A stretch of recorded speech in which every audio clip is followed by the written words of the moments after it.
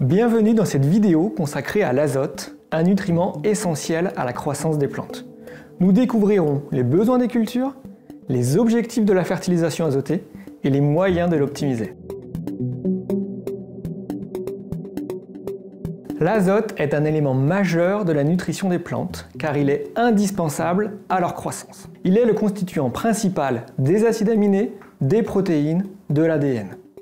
Ainsi, l'azote est fondamental pour la composition de la chlorophylle, jouant un rôle clé dans le développement des feuilles et de la photosynthèse.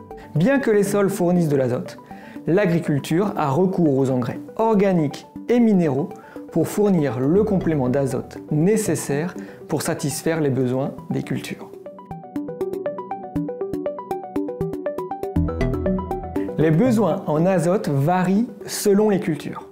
Par exemple, le blé tendre nécessite entre 2,8 et 3,2 unités par quintal, tandis que le maïs fourrage peut en nécessiter jusqu'à 14 unités par tonne de matière sèche.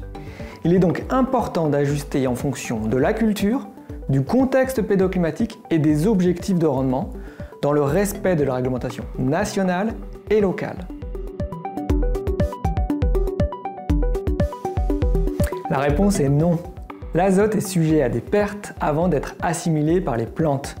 Une partie est perdue dans l'atmosphère, une autre partie s'échappe dans les eaux. L'azote se présente sous différentes formes dans les engrais et les sols. Selon la forme, l'azote doit subir des évolutions sous l'action de micro-organismes pour être transformé en forme assimilable par les cultures. Cette phase d'évolution peut faire varier le délai de mise à disposition de l'azote ainsi que les risques de perte. La volatilisation et la dénitrification sont à l'origine des pertes atmosphériques. La migration de l'azote dans l'eau, appelée la lixiviation, est le second type de perte d'azote à la parcelle. S'il est important que la culture ne manque pas d'azote, un apport excessif d'azote peut se traduire par une performance agronomique dégradée et un risque de perte plus élevé. L'objectif de la fertilisation azotée est de mettre à disposition au bon moment et à la bonne dose l'azote. L'optimisation de la fertilisation azotée repose sur une approche intégrée, combinant innovation et pratiques agricoles adaptées. Les possibles leviers sont applicables à certaines cultures selon les modalités pratiques.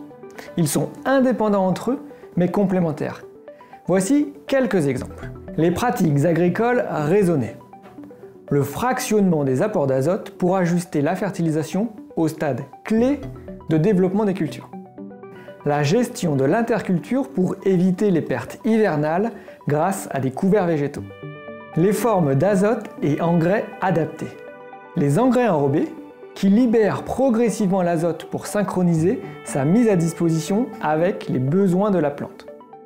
Les inhibiteurs d'uréase et de nitrification qui ralentissent les transformations de l'azote dans le sol, réduisant ainsi les risques de perte par volatilisation ou lixiviation. Les outils d'aide à la décision. Ces outils permettent d'ajuster précisément la dose et le moment d'application en fonction des besoins réels des cultures et des conditions environnementales. Les technologies telles que la télédétection et les capteurs embarqués favorisent une application localisée et optimisée. Enfin, les biostimulants. Il en existe 4 types. Parmi eux, 2 vont permettre d'optimiser la couverture des besoins en azote des cultures. Les biostimulants agissant sur la fertilité du sol en améliorant son activité biologique. Les biostimulants améliorant l'efficience de la nutrition, comme par exemple les bactéries fixatrices d'azote.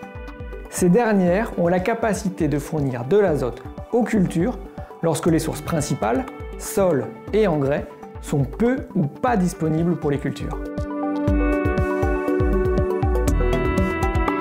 La fertilisation azotée dépend de 2 facteurs principaux, la culture et les conditions pédoclimatiques. Besoin en azote, mise à disposition, capacité d'assimilation. Toutes ces variations rendent complexe un paramètre fondamental de la conduite culturale pour la réussite des rendements. Un certain nombre de leviers sont déjà employés pour optimiser la nutrition des cultures. La fixation biologique de l'azote en est une des voies